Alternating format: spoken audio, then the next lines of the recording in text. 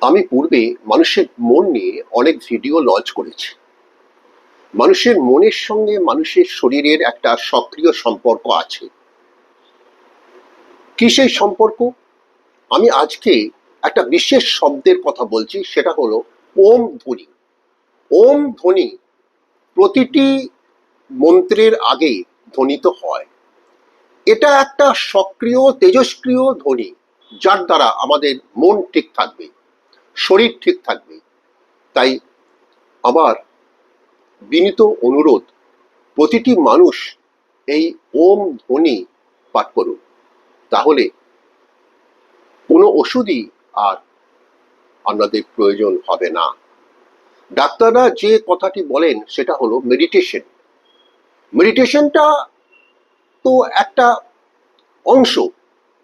সেখানে বলা আছে মানুষের মনকে সঠিক পথে পরিচালিত করলে শরীর ঠিক থাকবে। তাহলে কিভাবে?